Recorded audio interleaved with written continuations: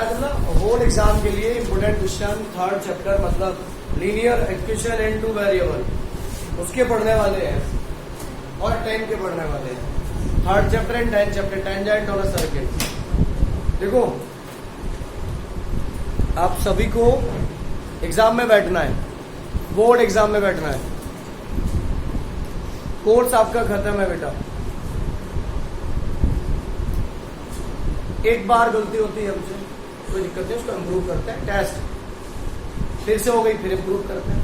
अगर आप ना वाकई में चाहते हो 80 नंबर में 80 नंबर और 80 के आसपास अगर आप जाना चाहते हो, टेक इट सीरियस। जीतने के लिए हर पॉइंट हर कदम हमको सीरियस उठाना पड़ता है, हर स्टेप। ये जीत नहीं मिलती है। नदी के पार जाना है बेटा, एक पल अगर आप तैरना बंद कर देंगे तो डूब जाएंगे। नदी में घुस गए, आप भले तैरने वाले हैं, आपको बहुत अच्छे से आता है, अगर आपने एक स्टेप थोड़ा लाइटली ले लिया, सीरियसली नहीं लिया, आप डूब जाएंगे।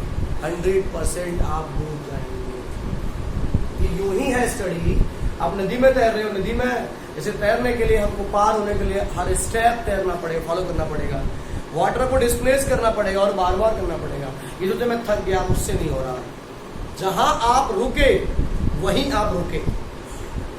स्टडी में भी वैसे होता है, हर स्टेप सीरियस लिया जाता है, हर स्टेप को समझा जाता है, कोई एक्सक्यूज नहीं बनाया जाती बेटा। स्टडी में गलतियां होती हैं। प्रैक्टिस पेपर एक ऐसा जरिया है इसका जो सुधार करके अच्छा किया जा सकता है। कोर्स इज कंप्लीट ना हो, हम again and again and again and again. कैसे होगी गलतियां, कब तक होंगी गलतियां, ये थिंकिंग रखिए ना अपने आप और हर बार इंप्रूव करिए। इस बार मेरी ये मिस्टेक हो गई, इस बार ये मिस्टेक, नोटिस करिए और अगली बार एक नई ऊर्जा के साथ, नए जोश के साथ एग्जाम दीजिए कि हर एक दिन न्यू होता है, नई एनर्जी का होता है, नई जोश का होता है, नई कटेरिया का होता है। बट हम अगर थिंक करते हैं तो स्टडी करना बड़ा सरल है, टफ नहीं है। ऐसा नहीं बोलूँगा कि स्टडी करना बहुत बड़ा कुछ नहीं है, सरल है। हमारे पास अगर कंसिस्टेंसी है, हम सोचते हैं मैं नंबर क्यों कटे, चलो this is my mistake, I accept it and next exam I will try to do and gain the marks in the exam to complete और टू अचीव आवर गोल। मैं अगली बार एग्जाम दूंगा, ये मेरी मिस्टेक है। जिस बच्चे ने ये गलती करी और गलती से सीखा, वो बच्चा जीतता है, वो जीतता है। देखो हारता तो कोई नहीं, मेरा डायलॉग है ना, या तो इंसान जीतता है या सीखता है। हार से सीखिए ना, आपके नंबर का वाई सीखिए, अगली बार अच्छा करिए। और बोर्ड एग्जाम में अच्छा करने के लिए जरिया है कि आप प्रैक्टिस पेपर बार बार करिए, 1000 बार करिए, बार बार करिए, और बहुत बार करिए, कई बार करिए, तब तक करिए जब तक आपको सीख ना आ जाए, समझ ना आ जाए। जिंदगी है, स्टडी हमारी, सुधारिए उसको। इसके पास जाना है बेटा, कई बार करिए। उन्हीं की बारी है रिवीजन में। मैं बोर्ड एग्जाम के लिए जो इंपोर्टेंट क्वेश्चन लग रहे हैं बेटा, उसको डिफाइन करेंगे, उसको पढ़ाएंगे।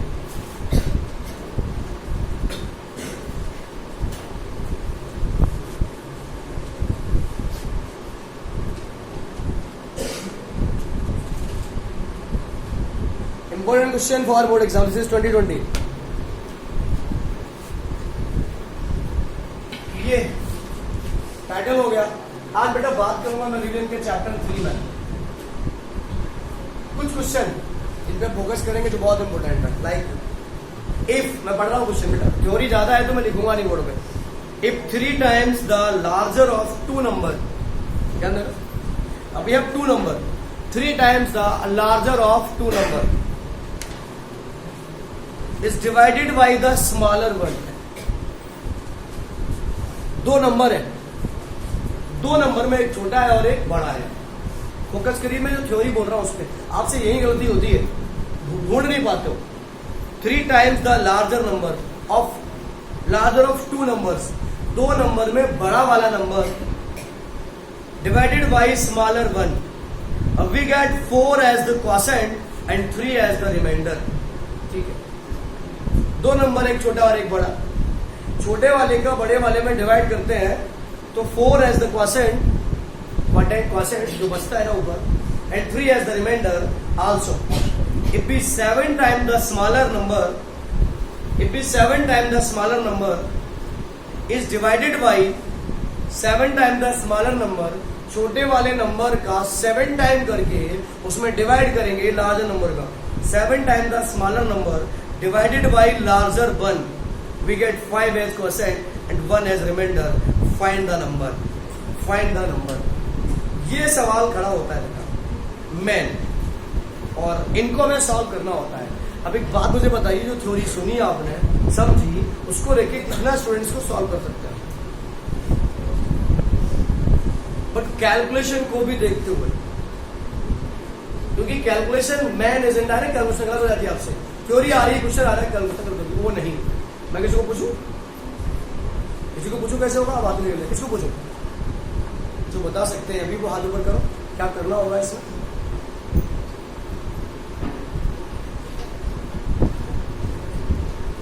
बताओ, चलो लेट करेंगे। एक नंबर एक्स, एक बाई, ठीक है, एक स्मॉलर एक लार्जर, ठीक है। 3 टाइम्स स्मॉलर नंबर मतलब इंटू करेंगे 3x, फिर क्या करेंगे? है बेटा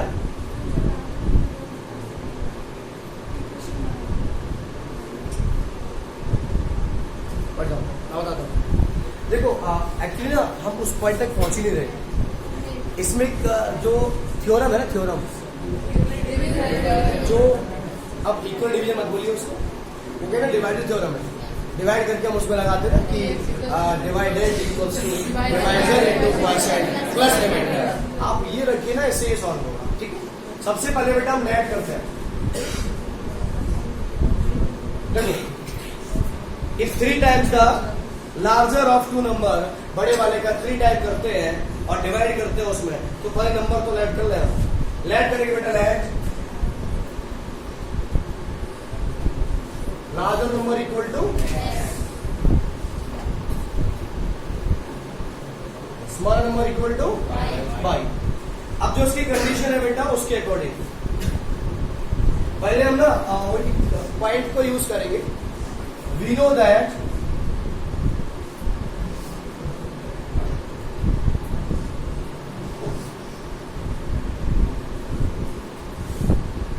divide and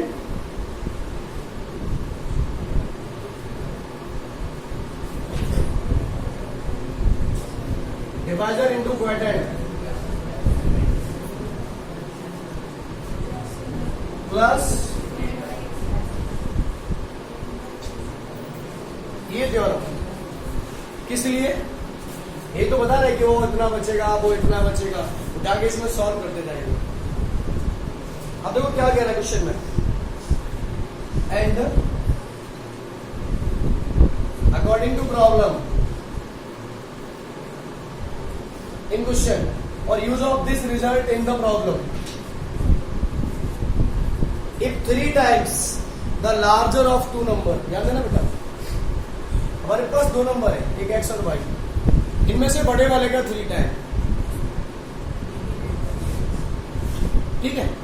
3 times the larger of 2 number is divided by the smaller one, is divided by the smaller one. Then we get 4 as quotient, 4 as quotient and 3 as remainder. समझ रहे हो आप? 4 as quotient and 3 as। अब बेटा इसको कैसे रखेंगे?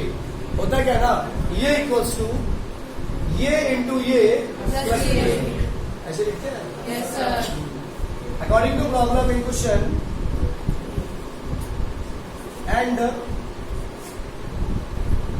Using the above result, ये वाला रिजल्ट बेटा, ये डिवाइडेड होता है तो 3x equals what? 4/4। Divider into quotient, जिसका डिवाइड लगता है उसे क्या बोलते हैं? डिवाइडर।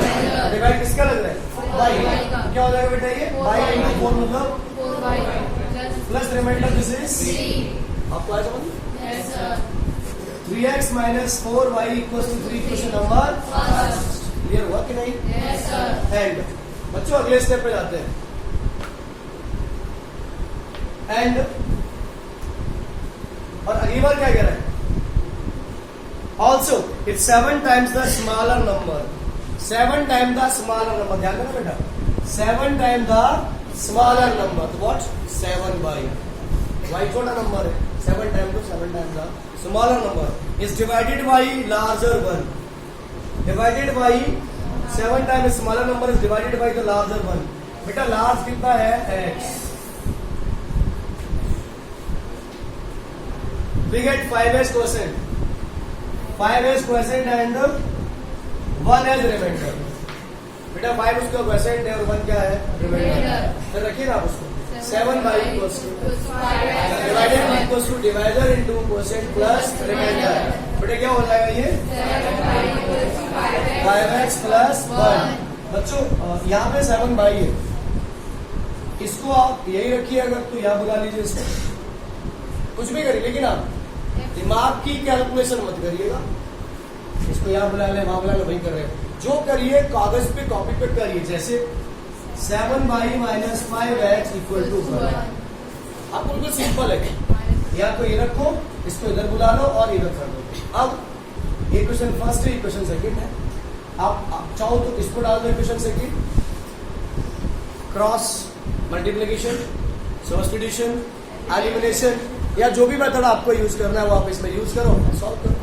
अगर चाहिए कि सर हमें तो एलिमिनेशन करना है, तो इस x को आगे लाना है, तो लिख दीजिए ना इसको आगे लाके minus 5x plus 7 by equal to 1 equation second. और इसके बाद क्या करेंगे, now solve equation first and, आप सॉल्व करो, 3x minus 4y equals to 3 and minus 5x plus 7y equal to 1। बच्चों इसको एलिमिनेशन से सॉल्व करेंगे, x और y निकालेंगे, और वो पूछ रहा हमसे दोनों नंबर पूछ रहा है, क्या आप सॉल्व कर सकते हैं? Yes, sir. प्रॉब्लम है? No, sir.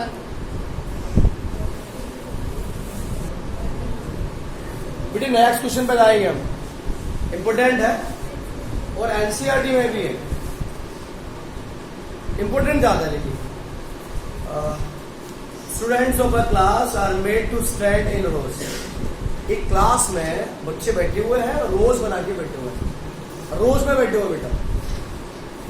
If 4 students are extra in each row, हर एक रो में 4 बच्चे ज्यादा हो जाते हैं, there would be 2 rows less. If 4 student are less in each row, और हर एक रो में से 2 बच्चे अलग हटा दिए जाते हैं, तो ज्यादा रो बढ़ जाती है, मतलब 4 रोज ज्यादा हो जाती है। Find the number of student in class. इसके 2 तरीके होते हैं, उनमें से आप जो मैं बता रहा हूं वही प्रीफर करेंगे, ध्यान रखना, जो मैं बता रहा हूं उसको रख लेंगे, पढ़ लेंगे, समझ लेंगे और वही प्रीफर करेंगे। अदरवाइज आपकी कैलकुलेशन गलत होगी आपसे, आप कितना भी बड़े होशियार और स्मार्ट क्यों नहीं है। अगर आपने उसके अलावा दूसरा किया तो एग्जाम टाइम पे आप निश्चित तौर पर गलत करेंगे। इसलिए जो मैं बता रहा हूँ दोनों में से एक बता रहा हूँ, सिंपल वाला। मैंने पहले भी 2 बताए थे, अभी भी 2 बताऊंगा, 2 अब एक ही बताऊंगा, जो बताऊंगा वही आपको चलाना है। बेटा जब ये देखो आप क्लास में नंबर ऑफ स्टूडेंट है, देखो मैं इसको समझाता हूँ यहाँ पे 1 2 3 4 5 6 7 8 9। मान लीजिए एक रो में बेटा 9 स्टूडेंट है, और अभी 1 2 3 4 5 6 7 8 9, 1 2 3 4 5 6 7 8 9। सपोज दैट हमारे पास ये रो है 3, और हर एक रो में कितना स्टूडेंट है 9। बेटा 3 रो है, सॉरी 3 कॉलम है, 3 कॉलम है। रो देखो आप, रो ऐसी होती है ना, उसके अकॉर्डिंग कंप्यूटर के जो कैल्क है उसके अकॉर्डिंग ये रो है 1 2 3 4 5 6 7 8 9। बेटा कितनी रो है 9 रोज, और हर एक रो में कितने बच्चे हैं 3 हॉरिजॉन्टल रोज होती है। क्या करना, कितनी रो है ये 9 रोज है। 1 2 3 4 5 6 7 8 9 रो है। कितने कॉलम है 3 कॉलम है। कॉलम वर्टिकल होते हैं, भटक गया आपको, कॉलम वर्टिकल होते हैं। तो इसमें कितने कॉलम है 3 कॉलम है, और रोज 9 है। बट कॉलम और रो का हमको इंटरसेक्शन नहीं कर रहे हैं, तो सेल निकालने के लिए या हमें जरूरत है रोज को कम ज्यादा करके। हमारा रूम है, तो रूम में बच्चे इधर को भी फेस करके बैठ सकते हैं, इधर को भी फेस करके बैठ सकते हैं। अगर बेटा हम ऐसे पढ़ेंगे तो 9 रोज है, और अगर हम इस बात को ऐसे पढ़ेंगे, तो मैं दे रहा हूँ क्वेश्चन आपको, इससे कोई मतलब नहीं है, समझा रहा हूँ इसको। माने ये रो है, तो अभी आपके पास बेटा कितनी रो है? 3। अरे आप ऐसे बैठे हो सीधे, आप सामने को फेस करके बैठे हो, इधर को, ठीक है। तब ये रोज कितनी है? 3 है। हर एक रो में कितना स्टूडेंट है? 9। नंबर ऑफ स्टूडेंट्स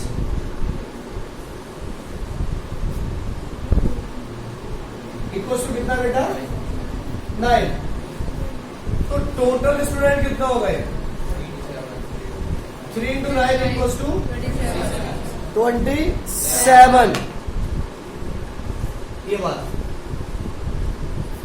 क्या किया? रो का नंबर ऑफ स्टूडेंट जो दिखा रहा है, एक रो में जितने बच्चे हैं उससे मल्टीप्लाई। अगर ये बोल रहा है हर एक रो में से, ध्यान से समझना, ध्यान से, हर एक रो में से 3 स्टूडेंट कम कर दिए जाते हैं बेटा। हर एक रो में से 3 स्टूडेंट कम कर दिए जाते हैं, ध्यान देना। हर एक रो में से 3 स्टूडेंट कम कर दिए जाते हैं, तो एक रो बढ़ जाती है।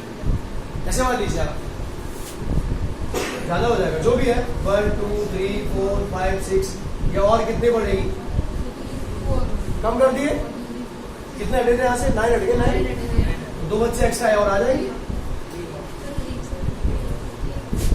ये और आ जाएंगे। अब ठीक है, मान लीजिए यहाँ से हर एक बार इतने बच्चे हटा दिए तो रो बढ़ गई। जब पीछे से बच्चे कम करेंगे तो एक रो आगे बढ़ेगी ना। और आपने कह दिया चलो हटे यहाँ से, ये आगे वाले हटाओ, आ जाओ, या चलो ये वाली लाइन खत्म करो, क्या करें सर? यहाँ जाओ। ये आपको समझना मेन बात। जब एक रो में स्टूडेंट जितने भी हैं, पहले 10 है, अब कह रहा है कि रो घट रही है, रो घट रही है, इसका मतलब क्या है? स्टूडेंट उस रो में क्या हो रहा है? बढ़ रहे हैं। क्वेश्चन में समझना, the students of a class are made to stand in rows if 4 student are extra in each row. इसके लिए सबसे पहले हमें लेट क्या करना होता है? वो लेट वाले को संभाल के करना है। आपको लेट करना है बेटा नंबर ऑफ रोज और number of student in each row, तब सही होगा ये। अगर आपने नंबर ऑफ रोज और नंबर ऑफ स्टूडेंट लेट कर लिया, सही हो सकता है, बट कैलकुलेशन बहुत बड़ी हो जाएगी। लेट करेंगे बेटा number of rows equal to x and number of student in each row equal to y। हर एक रो में कितना स्टूडेंट है? y। अभी मैंने बोला हर एक रो में कितना स्टूडेंट था? 9। और रो कितने थी? 3। तो टोटल स्टूडेंट कितने हो गए? 27। यहाँ पे बेटा total number of student x into y। क्यों? एक रो में 5 थे, 15 आपके पास रो थी, तो स्टूडेंट कितने हो गए? 75। वही है। अब अगर इसकी कंडीशन है उसके अकॉर्डिंग केस फर्स्ट कह सकते हो बेटा, according to problem when there are 4 more student in each row. हर एक रो में 4 स्टूडेंट ज्यादा है। The student of a class are made to stand in rows if 4 student are extra in each row. बेटा ध्यान देना, 4 student, अब देखो नंबर ऑफ रोज कितनी है? x है। यहाँ पे कह रहा है 4 student are extra in each row. एक रो में कितने बच्चे हैं अभी? 22। अब और कितना बढ़ जाएगा? 4 बढ़ जाएगा। If 4 student extra in each row, तब बेटा एक रो में कितने स्टूडेंट होंगे? Then number of student in y plus 4। क्या हो गया आप लोगों को? बोल क्यों नहीं पा रहे? अभी एक रो में कितने बच्चे हैं? y। 4 बढ़ेंगे ना, क्या होगा? y plus 4। इतना हो गया क्लियर? अभी बेटा इस कंडीशन के साथ में रोज का क्या होगा? मैं पूरा थ्योरी लिख दे रहा हूं यहाँ पे, अगली स्टेप पे थ्योरी लिखूंगा, आपको डायरेक्ट बता दूंगा क्या करना। Number of student in each row equal to y plus 4 and ऐसी कंडीशन में बोल रहा है 4 student are extra in each row there would be 2 row less. पहले रो कितनी थी? x। अब कितनी होंगी?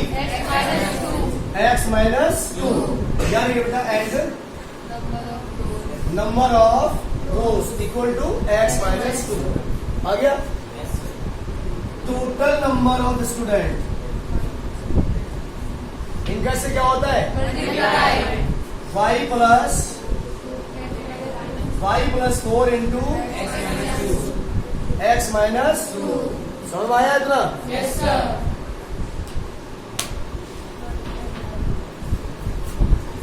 नंबर ऑफ स्टूडेंट कितना टोटल? इक्वल्स टू मल्टीप्लाई करेंगे क्या होगा? Minus plus minus x y से एक्स वाई आया। अब ये चीज है ना, इसको यहाँ बुला लो। फिर से बता रहा हूं, ट्रांसफर करने में समझो उसको। ये 0 है, यहाँ 0 तो बच गया। वन नहीं बचा यहाँ पे, अभी 0 बच गया अभी। अब आप चाहो ना इक्वेशन ठीक करने के लिए, ये दिख रहा है आपको, या तो आप 8 को यहाँ भेज दो, या आप इन दोनों को यहाँ बुला लो, कुछ भी कर लो। 8 को यहाँ भेजोगे तो क्या हो जाएगा? प्लस का 8 equals to 4x minus equation number. समझ में आया? आपको लग रहा है सर इसमें 2 पर डिवाइड कर दो, करना है तो कर दो, नहीं करना है तो मत। ये हो गया एंड। अरे कर लोगे इसको? अगला स्टेप, अगले में क्या रहा है? If 4 student are less in each row,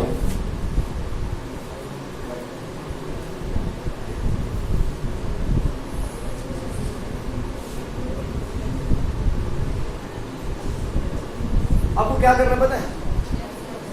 then number of student in each row.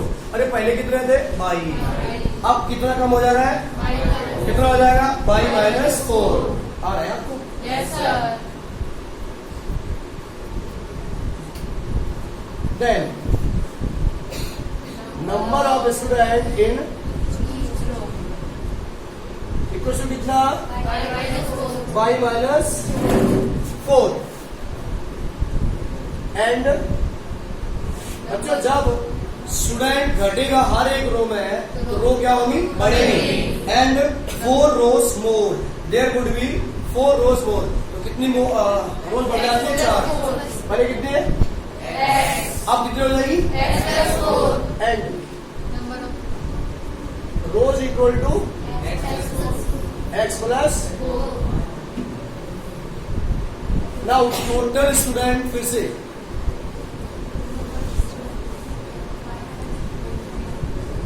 Equal to कितना करोगे आप? x प्लस 4 इंटू है कितने? पहले से स्टूडेंट हो जाए x y equal to x का y से मल्टीप्लाई क्या करेंगे?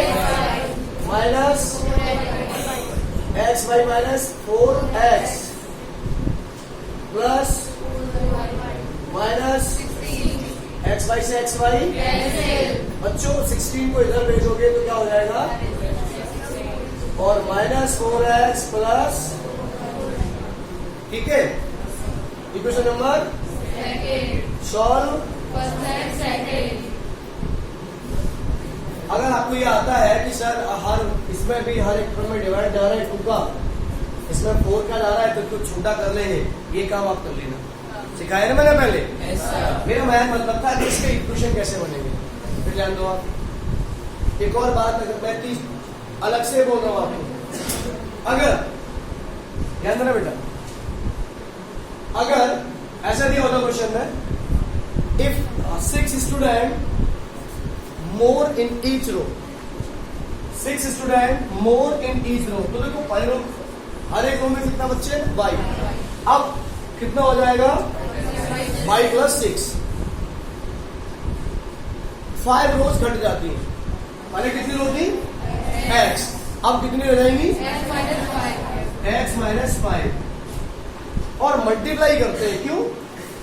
नंबर ऑफ स्टूडेंट निकालने के लिए। और टोटल नंबर ऑफ स्टूडेंट कितना है बेटा? आगे इसका मल्टीप्लाई करेंगे, x वाई से x वाई उड़ा देंगे, फिर बाकी करके इसको डालेंगे। क्या कर सकते हैं आप? सभी बच्चे? ये बेटा एनसीईआरटी में भी है क्वेश्चन, सेम क्वेश्चन है। और हमने ऐसे ही कराया और वैसे भी कराया। आपको नोट करने की जरूरत है अगर तो करिए, अदरवाइज आप रिवीजन करिए, जरूरत होगी तो इसकी। मैं अगले क्वेश्चन पे जा रहा हूं।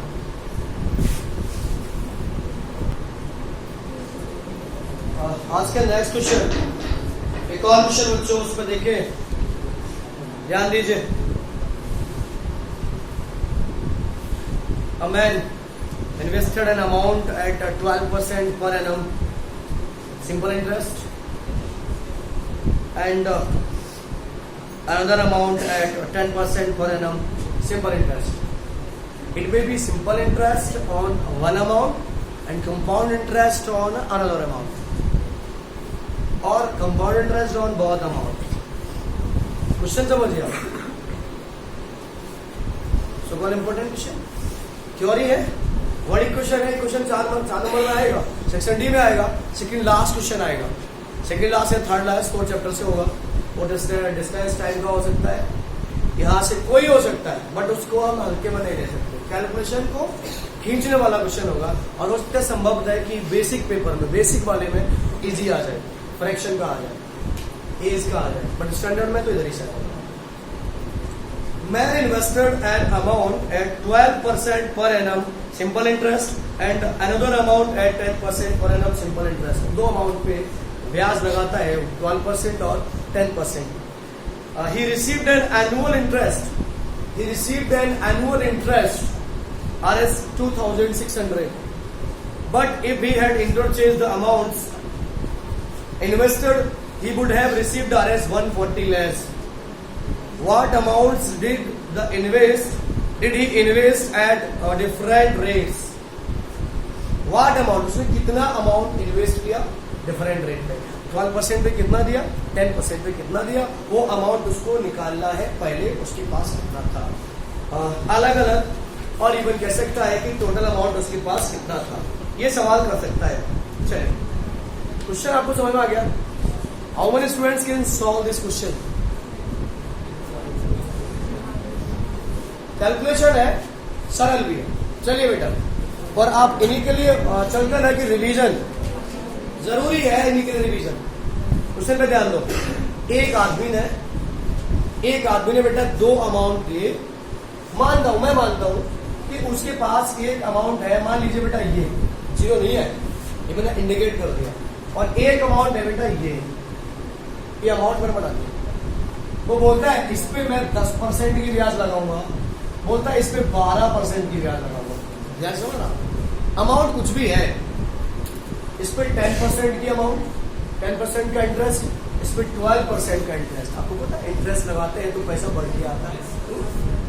तो इसको बेटा इस अमाउंट पे जो ब्याज प्राप्त हो रही है, ब्याज बोले तो प्याज नहीं, ब्याज, इंटरेस्ट, व्हाट, इंटरेस्ट। इसको बेटा जो इंटरेस्ट इस पे मिल रही है वो, और इस पे मिल रही है वो, एक साल की इंटरेस्ट का दाम उसका 2,600 रुपया हो जाता है, इंटरेस्ट का रुपया। ये अमाउंट कितना था मालूम नहीं, ये अमाउंट कितना था मालूम नहीं, लेकिन इस अमाउंट की जो इंटरेस्ट है वो प्लस इस अमाउंट की इंटरेस्ट है वो इक्वल टू कितना हो रहा है, 2,600। Equation number first. अब आपको जरूरी क्या पता है, इस अमाउंट पे सर इंटरेस्ट निकाल लो, इस अमाउंट की इंटरेस्ट निकाल लो, ये इंटरेस्ट प्लस ये इंटरेस्ट इक्वल टू 2,600। आई बात समझना आपको? अगला बोल रहा है ऑल्सो, इंटरचेंज कर रहा है, इस अमाउंट पे 12% लगा रहा है आपको, और इस अमाउंट पे कितना लगा रहा है, तब जो बेटा इंटरेस्ट आएगी वो इंटरेस्ट प्लस इसकी इंटरेस्ट इक्वल टू बोल रहा है पहले वाली इंटरेस्ट का एक साल में जितना आया था उससे उसको 140 रुपया कम मिल रहा है, 2,460। Equation number 2। Now solve first and second. X y निकालना है हमको, पहला अमाउंट एक्स है, दूसरा अमाउंट वाई है। बात को समझे आप? अब इसको थोड़ा सा बेटा एग्जाम दे दो क्वेश्चन को, जैसे मांग रहा हमसे उसके हिसाब से। लेट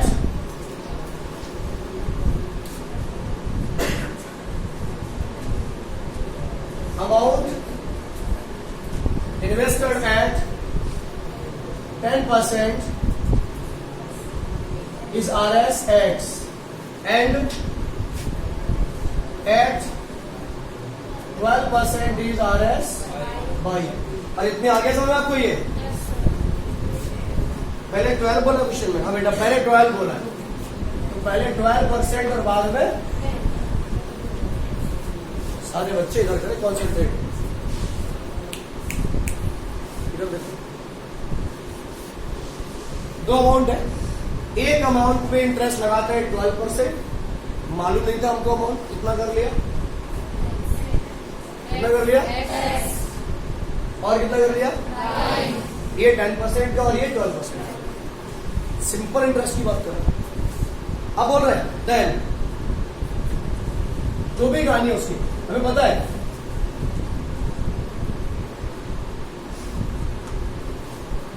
बेटा इंटरेस्ट पूछ रहा है इसमें